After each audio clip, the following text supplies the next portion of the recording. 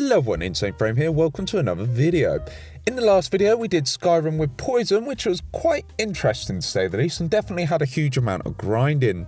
But it's a different sort of playthrough and a first time for Skyrim on the channel, so it's extremely enjoyable to say the least. But today we're jumping back onto XCOM 2 and we'll be answering the question, can you beat XCOM 2 with a single Reaper? Reapers are a faction class in XCOM 2 and they certainly are excellent addition in the team. However, we'll be seeing if we can take on the game with just only one Reaper. Now the reason this is a challenge is Reapers are very powerful in support, and in the early game we will have claymores and stealth, but their firepower is definitely something to be desired as their weapons are very weak and they don't have a lot of utility outside of stealth. So this will certainly be a tough run, so let's quickly go over the rules. We may only use a single Reaper in missions. Operatives are allowed, but they're for covert ops only. No glitches or exploits, and we're going to be playing on commander level difficulty. So with that, let's jump into the game. We're starting up the game, we decide to go ahead and toggle ally with Reapers in the advanced menu. So we start with a Reaper, which is good stuff. We also enable commander difficulty and we're going to start without Iron Man mode, but if we wish to retry the mission, we have to go back to the map screen and start again with a different map, and all the enemies will be in different locations. This keeps it fair and sort of a soft Iron Man, if you will. The first mission plays and the Reapers have an ability called Shadow, which is an upgraded form of stealth, so they're harder to detect. We also have better movement whilst in stealth, and any action taken has a chance to reveal us, not break concealment entirely. Our first engagement, everybody sees Plague Dog Binny, who one-shots a trooper, and Overwatch shots take out a second trooper, which is great. Vin the Bin enters Shadow one more time, a thing we can do once per mission, and we take out a trooper whilst not revealing ourselves. We use our second ability, which is a Claymore, doing area damage, pretty much our bread and butter for multiple enemies. Frost Firejacket lives up to his name by grenading a officer out of commission, and our last teammate flanks the trooper and gets the kill, which is marvellous.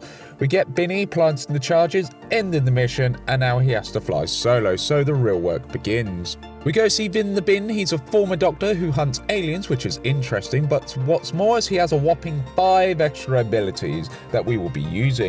The 2 abilities we're after is Tactical Rigging, which will grant us an item slot, and Shredding, which will destroy armor, but only time will tell if we get these perks. Now, for the record, I will admit I did play the first mission 17 times to get these 5 extra abilities, so hopefully we will get what we want. Anyway, once the introductions are done with everybody, we begin in East Asia. The very first thing we do is build the resistance ring, as we need to train our operatives as quickly as possible. And we also need to locate the Chosen. Speaking of which, Frost gets a promotion, so our operative is doing well. Also, Frost as an operative can only do covert ops. We research the biochip and quickly unlock the infirmary. Normally, this would be a must-have building, but our stealth will make sure that we won't be getting hurt all too often.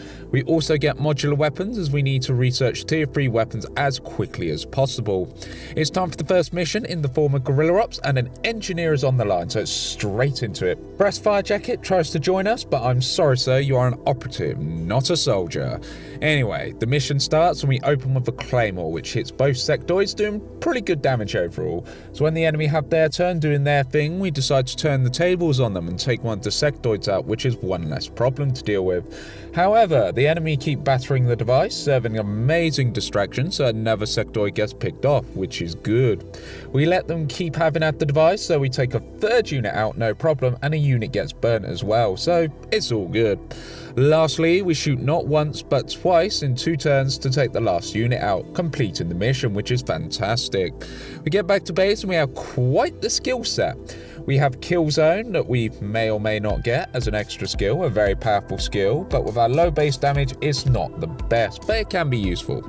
However, the ability we do select is Remote Start, a ability allowing us to detonate environmental hazards to do large amounts of damage, but the kicker is it doesn't break stealth, so it is an absolute must-have for us.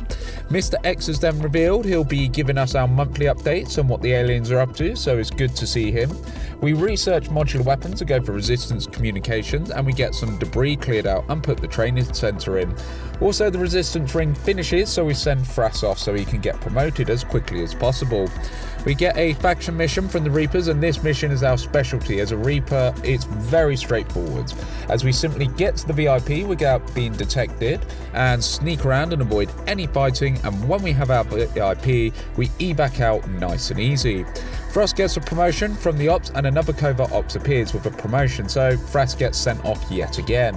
Our first retaliation mission is afoot, but I decide to skip it as we're not very well prepared, and we can avoid the Chosen in the mission, giving us more time to prepare, and it lets Bintley's tiredness pass. The Chosen, however, are afoot, and their Legion of Doom style meeting is also there. We see their schemes in a cutscene, so now the villains definitely are in play. We take a look at the Warlocks, and his strength and weaknesses kind of cancel each other out, which isn't too bad, but it's best to deal with him as quickly as possible, and we receive good news as Thras gets yet another promotion from Covert Ops, so he's now a sergeant. It's also the end of the first month, so we can select new resistance orders, and we decide to select a order so all rewards on scans on rumours are doubled. We send Binny and Thras on a Covert Op to locate the Warlock. Now, for those of you that are new, it takes 3 Covert Ops to locate a Chosen, so since we got the first Covert Ops mission to locate them, we're in a pretty good position. When they're back, we even get a resistance order, which is nice. Binny gets another ability called Shrapnel, so our Claymore now affects a 5x5 area and does 8 damage. A very powerful ability, and we also get a bond between Thras and Binny, which is excellent. And it's the end of the month, and Mr. X gives the results. However, the important part is that we have orders to assign, so we go ahead and assign Trial by Fire, giving us double the ability points gained in missions, and we also get feedback, so any psychic abilities used on us will cause the enemy using the ability to take damage. Our research for Vin the Bin's tier 2 weapon is complete, however we need an engineer to purchase the weapon. But Guerrilla Ops comes a knock in, so we have to counter a dark event, so we begin and have a sit rep for the stealth mission. So we use Remote Start on some explosives to get a triple kill, which is brilliant, not bad at all. And we're not quite done, as out of the shadows we use our bread and butter, the Claymore, to get a second triple kill, which really trips the opponent up and starts tilting the mission in our favour. We finish with the Remote Start to destroy the rest of our enemies that are patrolling around, which is fantastic. Well done, Plague Doc Vin the Bin, you're doing great. We get a promotion and get the biggest perk, which is Tactical Rigging. One of the 2 perks at the start of the video I said about. This is huge, as it allows us to take an item into combat, as normally Reapers are not allowed items. However, this changes that, and for our second ability, we get Silent Killer, so we now no longer break concealment if we kill an enemy. However, if we miss, the chances of us being detected are increased, so the aim of the game is to weaken enemies and one-shot them to remain in concealment. Thras and Binny also have their bond upgrade to the next level, so Covert Ops takes 1 less day for us to fulfill. The Mind Shield gets researched, and we sell a few items on the black market and purchase the Mind Shield, which makes us immune to any psychological effects, including daze. With this in our feedback order, psychological enemies are going to have a hard time against us. We set Binny and Thras off to locate him, also giving Binny +1 movement, which is fantastic. We get a retaliation mission whilst Covert Ops is active, so we can't really do it. Anyway, speaking of which, Covert Ops is ambushed, so allow me to explain how this will work. Whilst ambushed, our operatives will not be able to fight in the slightest or even buff Vin the Bin. They can only move, and Binny will have to do all the fighting and escort them to safety. So we get our running shoes on and use Remote Start as our opener on a car, allowing our operatives to run to safety whilst causing problems for the enemy. Binny then uses a Claymore against the officer, one-shotting him in the process. Since no one is around, we just start legging it to the evac zone, completing the ambush with absolutely no problems. It's over to the world map, and everyone is recovering, and the Warlock gets a new ability to summon Stun Lancers, which is fair enough, but we decide to go to the black market and buy some Elerium, our ticket to tier 3 weaponry in the distant future. Once we gain an engineer, we manage to get tier 2 weaponry for our Plague Doc, and we decide to keep digging, and due to our breakthrough, we instantly get the exposed power coil. We get Vin the Bin on Guerrilla Ops and go straight in. We start off by spotting a mech, and it's only fitting that we use Remote Start to get us a free double kill. The enemy can't really do much as we're stealthed, and in return a claymore is used to get a pretty decent double kill. The Mouton then gets burnt, adding one more to the total, which is hilarious. The last cluster is sighted, so we take cover as we can't stealth while holding an item, which isn't good and limits us massively. However, the sectoid decides to try and use mind control, but our defenses are too good and the sectoid gets a taste of the feedback, damaging them in the process. So with the enemy being able to see us, we decide to fall back and the mech misses us as we get to full cover. The trooper decides to torch us but misses and destroys our cover. We take cover again and much the same happens, but this time we take out the flame trooper. With our kill, we retreat further and the mech misplays as it overwatches, so we detonate the car to destroy the troublesome mech, ending the mission, gaining the win. Then the bin gets a promotion to captain and we decide to pick up Soul Harvest, so every time we get a kill, our crit goes up by 5% to a maximum of 20%. A brilliant perk to indirectly boost our damage. And lastly, we get Needle, so whilst we're stealthed, we have +2 armor piercing, a very good perk to help with our armor problems later down the line. Also, as a sidebar, we get some intel, which is great, and we also get an engineer from the world map, which is fantastic. We then shore up our ability points by getting covert ops, and then we also get a supply raid mission. So before we go, we decide to upgrade our weapon with a 5% chance to insta-kill, and we also get a hair trigger to get a 5% chance to get a bonus action. So with that, we set off. We find a group of enemies in the mission and see a chink in their armor as we deploy a claymore to get a triple kill, which is very nice. However, it does not stop there as we spot several enemies and we manage to crit one of them, taking them out almost immediately. They don't really have a chance to react, so we shoot one of them, injuring them but not revealing us. And they don't spot us on their turn, which is good, so we shoot the injured one, killing them outright. But hair trigger proc, so we get another action, so we decide to fire again and the remaining guy gets executed, which is brilliant. 8 instant kill right there, so we're doing well. The Chosen decides to show up, and full disclosure, I decided to use a console command to reveal myself. Normally I wouldn't do this, but since it takes away from our toolkit, I decided that it was okay, just to clear that tomfoolery up. They should really just put a manual reveal button for this reason, so you can just choose to reveal yourself if you want. But anyway, the Warlock has an Overwatch shot hit him and he tries to mind control us. However, he takes extra damage from us due to feedback, and one of his weaknesses is weakness to Reapers, so that is most excellent. We use Shadow, our last use of stealth, and remote start a car to damage his armor. It's over to the Warlock and he spots us but doesn't really do anything and runs away. However, this was his biggest mistake, as when we shoot him, well,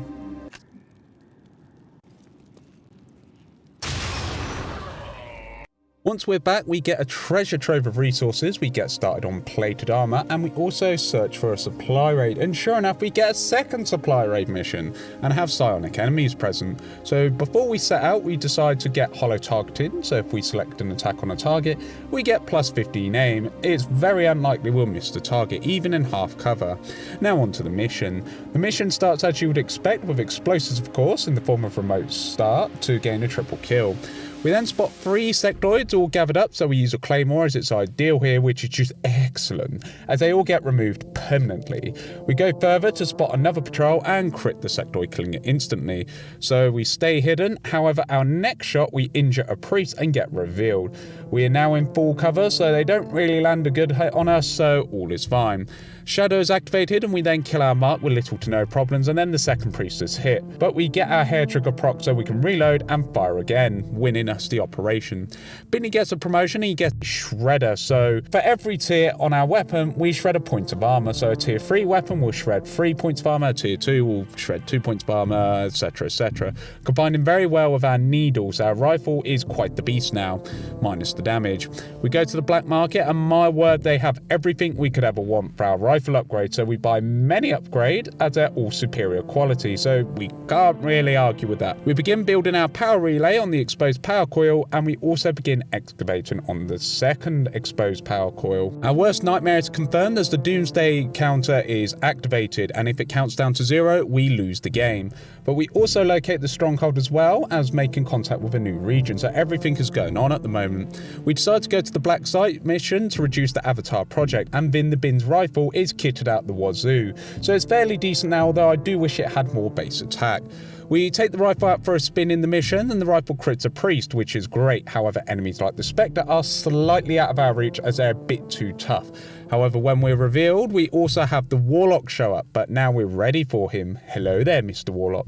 We simply stealth on up with Shadow, but we also have the Lost show up due to a dark event. We see a patrol, so we decide to move around and net a kill, which is excellent, putting more pressure on the aliens. As for our enemies, they can't really do much against the Lost, so the dark event is actually really helping us out here as they swarm our opponents.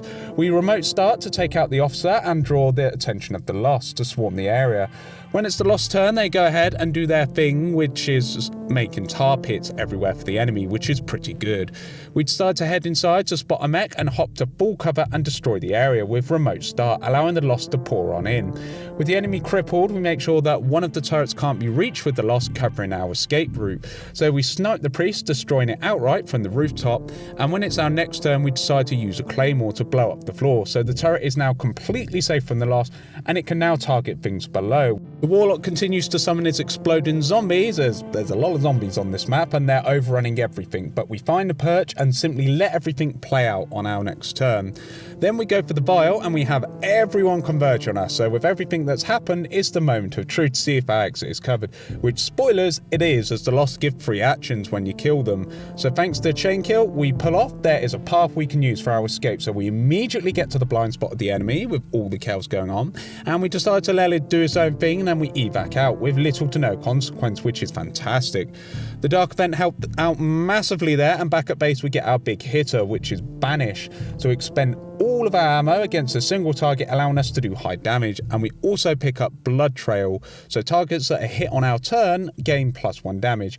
Very situational, as we'll need an outside force, but hey, it's worth it if it helps us net a couple of kills for the tally. It's time for our plan to be rolled out, so we establish contact and go straight to North America. However, Guerrilla Ops pops up and it's a tough call, as most of the dark events here are awful. We're really getting crushed by the dark events in this run. However, we decide to stop the tower as it damages our will, which we really need to keep going with operations. Once we get into the mission, the timer is very short, so we go straight to the objective. We're revealed, but we do plant the charges, so no more timer.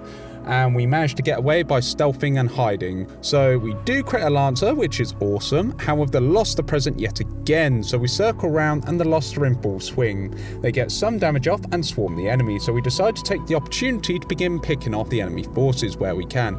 It's actually very effective, as the enemy focus on the tar pit, that is the Lost, and it's a losing fight and they don't even know where we are. So we skulk around, chipping away at them like a true Reaper, and Blood Trail even has its uses here too, as we take out a mech. We use our turns to take out the aliens one by one until we catch a priest off guard and get a double kill, which is amazing.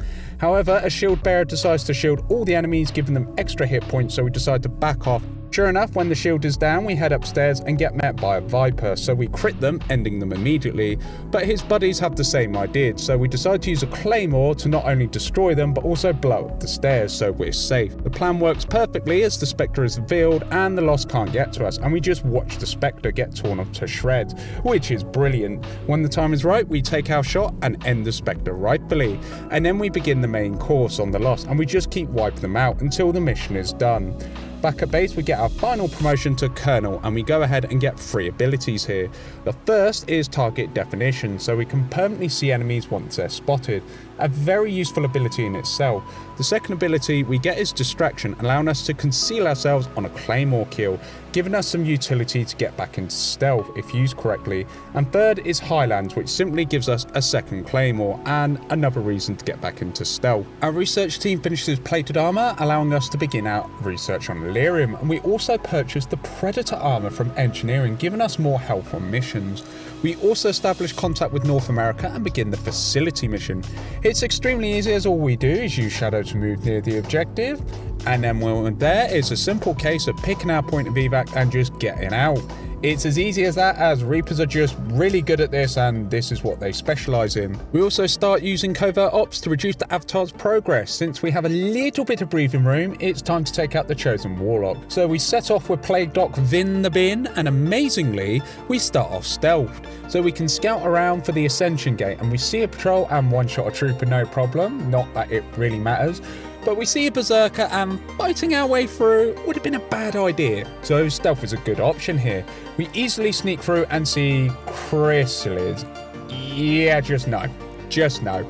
Eventually we come to the Ascension Gate and decide to use the lift into the Warlock's inner sanctum, which is excellent. The Warlock has his cutscene, which is nice, but now it's time to kill him. He summons a Lancer and we crit them no problem. The Warlock, however, he's an unlucky soul as our weapon mod procs, executing him and killing him immediately.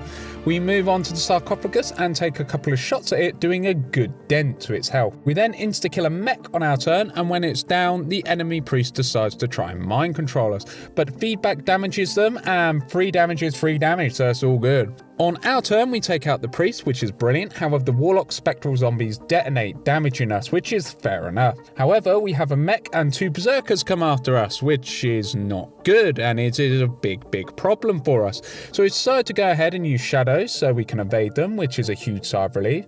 A spectral zombie decides to be a potato and explode in their teammates' faces, which is brilliant. The Warlock is once again executed by us, which is great. Then it's time to shoot the sarcophagus some more. We manage to get another execute, but this time against the berserker, which saves our bacon big time. We see a spectral zombie and use a claymore to reconceal ourselves, allowing us to gain the advantage once more in the shadows. The spectral zombies do their thing, and when they blow up, we take the advantage to take out a priest, whilst the other zombie destroys health bars, which is always great for us. We use our last claymore against the berserkers, chipping away at their health bars, and we manage to execute one of the berserkers, which is amazing. And the second, well, I just need to go back to Fallout New Vegas to thank the courier. We unalive the Lancer, and the Warlock is not having a good day here, and it's back on sarcophagus, chipping away at the health. So the Warlock pops back in and decides to summon more foes, and we go ahead and deal with the threats with some difficulty. However, the Warlock is not too smart as he teleports a Viper right on our doorstep, which is, well, the results speak for themselves, which is just amazing. On our turn, we sight a Spectre and things just get a good old one-shot, which, sorry buddy, you may be cool, but then the bin is cooler. It's the Warlock's turn and he manages to shoot us, dealing some damage, so fair play, but we take cover and reload. When the Warlock finishes, well, yeah, it's game over for him. Anyway, back to sarcophagus, and once it's eaten too many bullets, it's the Warlock's final life. So I'll give you one guess how this played out. You all pretty much guessed right, he gets executed. But this did take over 10 attempts, so luck more than anything saw us through. But I'm sure if we can do this against the assassin, we'll be okay. But that's our next big roadblock, so yeah. Back at base, Finn the Bin is out of commission for 8 days. Fair play, buddy. A retaliation mission popped up, and unfortunately we can't really do this as our hero is out of action. So we lose the region as a result, which is actually surprisingly a good thing. The Avatar project gets hindered as we complete our covert ops, and when it's the end of the month, Mr. X says we done a lousy job, but one of the chosen is gone. However, we go for a resistance order that makes a chosen knowledge gain 33% slower, buying us more time. An engineer is staffed in the resistance comms, giving us +2 contacts, which is amazing, and we get our resistant supply drop to help us build radio towers. We also start tracking down the assassin, which is the next roadblock for us. However, on the bright side, our Elerium research has finished so we can research beam weapons. Our covert ops, however, are ambushed again, and it plays out very much the same as last time. We just run for the evac zone, and job's a good one. We have guerrilla ops again, and we have a satellite on this one, so we can see the whole map, which is a huge deal. We use this advantage and set up a claymore around the relay for next turn, and the enemy's response is to just gather up around the objective, which is not very smart, but I guess they don't know until it's too late. And we detonate the claymore as they play right into our hands. We start to mop up the enemies one by one until the last one is shot silly by us, a really easy mission for us, as no scouting required. When we're back on the ship, we get a second power relay built on an exposed power coil, giving us bonus power. And on the world map, we get a forwards radio beacon and keep establishing contact. We also delay the Avatar project, which is amazing, and we also immediately begin locating the Assassin Part 2. Now crew can follow Frost into the covert op this time. As for Binny, a council mission comes his way, so we send him off, and it turns out that this place is heavily guarded. We're starting to get outdone by the tougher enemies now, but we use remote start to make sure the VIP is destroyed and still remain in stealth, so when everything plays out, we can slip away no problem. This is what Reapers was designed for, so it's no surprise why Vin the Bin is so effective here. We do, however, get spotted and the Overwatch shot misses us, and we get into the evac zone no problem, so all is good. On the overworld map, we have contact Europe, and our second power relay is online, as well as the Guerrilla Tactics School, which is excellent. Now, covert ops against the assassin was a huge success, as we even get a resistance order. It's called Sabotage, so the Avatar project goes down by 1 block per month, which is actually a game changer for sure. Anyway, the plasma rifle is researched, and we have to kill an Archon to get the research started, as we need an Archon autopsy. They are very tanky boys, so we'll see how we do. A supply raid mission is given to us, which is perfect, and when we start, we see the man of the hour, which is the Archon, and they have a lot of HP. We throw a Claymore out as an opener, and when everyone is damaged, we take shots to whittle down the forces around the Archon. The Archon in response decides to run away from us, which is fair, so we decide to give chase. They find their friends, however, so we do much the same thing again. We throw a Claymore in and damage them all, so they're all weakened. We use concealment to our advantage and use our rifle to take down the couple of Mutons. Now for the Archon. We have to use Banish to make sure that we are guaranteed to kill it. So we activate Banish for the first time. It does reveal us in the process, but since there are no enemies in our view, they are none the wiser, and the Archon is banished from the world of the living. After the kill, we see the aliens move around a truck, and the idiots decide that it's the right thing to do. So we make them pay for the error of their ways and blow up the truck, netting 2 kills and 1 injured mech. The aliens apparently don't learn their lesson, as they all group up, so we just use a remote start for some absolutely crazy damage, pretty much killing everything in the area, and then the bin opens fire on the ruler without being revealed. But the ruler opens up a portal and Binny executes the damn thing, and well, it's just damn cool to be fair. Immediately we begin the Archon autopsy, and we also reduce the Avatar project by 2 points thanks to our covert op. We also get into our abilities and pick up stings, so we get a free shot that won't reveal us and damages the enemy, which adds a small amount of damage in our repertoire. But when we get into the mission, we see a flame trooper, and we manage to make them explode, dealing damage and in turn hurting the field commander. But once they move a little, we move around and we use sting, which executes our man, so we're done, which is excellent. However, there's explosive barrels here which we can use, but we see more enemies pouring through, and we decide to use our second Claymore to chip their HP away, and what's more is we use remote start on the barrels, getting some decent damage off. As for the sectoid, we managed to execute them no problem, which is brilliant, and then the Archon and the Andromedon retreat, but the Archon is taking damage due to the acid pools around the Andromedon.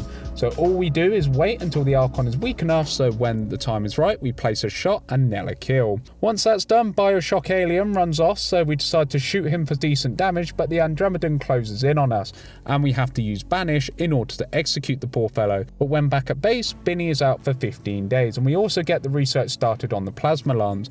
It's more intel gathering as we do a covert op, and the proving grounds are up and running, and we get Blue Screen Protocol to help with the tough mechanical enemies. The end of the month comes up, and the assassin gets a new power, so she can now summon savage allies, which is not good, and can perhaps be our undoing.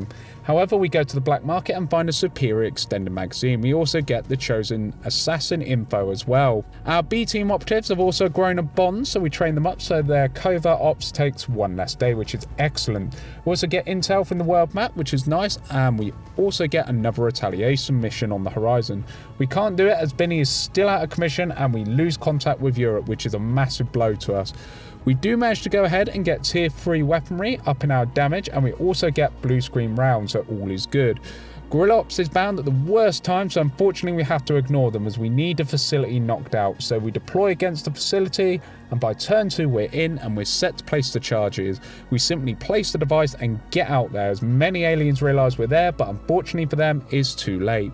The Skulljack is researched, and we finally reveal the assassin's hideout, which is great. After our mission, we get a weapons breakthrough, a research giving us +1 damage in form of beam weapons breakthroughs, which gives us the edge we need to assault the chosen facility, so we go on in. Getting through to the facility isn't a problem as we can just sneak around easily enough, avoid the patrols, and then eventually we find the Ascension Gate, no problem. Once in the Ascension Gate, however, we get the cutscene with the assassin and we get straight to the main event. Our first shot against the assassin goes very well as they get executed, and we start firing at the sarcophagus, dealing a good 14 damage. After our damage phase against the sarcophagus, the assassin is resurrected. However, we're in a very good position as we begin to start setting up and throw some claymores at the enemy so we can stealth if need be. And when our shooting phase is over, we make a run for it and try to stealth on up. However, The enemy, for some reason, can close in on us and spot us. It's very frustrating and just annoying as to why they can spot us so easily. It's not easy to say this, but after some consideration, I avoid the run by breaking one of the rules. I reload a previous save, breaking the honest man rules, and we tried to stealth with Shadow, but the enemy spot us yet again. It's very annoying, but I've always found a way around this, but it's clear we can't escape or cut it, and our options are slowly dwindling. So rather than give up, I tried to find a solution. I did sort of try a last stand of sorts to see if I could do this legitimately, but it's clear we just simply don't do enough damage against the assassin and just have no sustainability when we're spotted. However, we can keep going until we get hard locked, which unfortunately is right here, because the assassin can just locate us at any point whenever they so choose and then just attack us on their next action.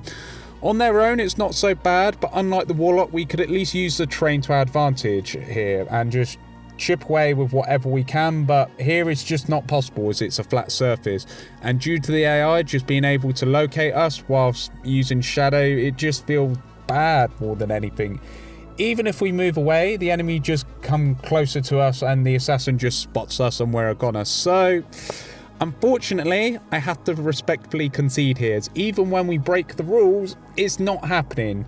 Answering the question, can you beat XCOM 2 as a Reaper? And I would say if the stars align, maybe, but here on this video, no, I didn't do it and I didn't manage it, so I admit defeat.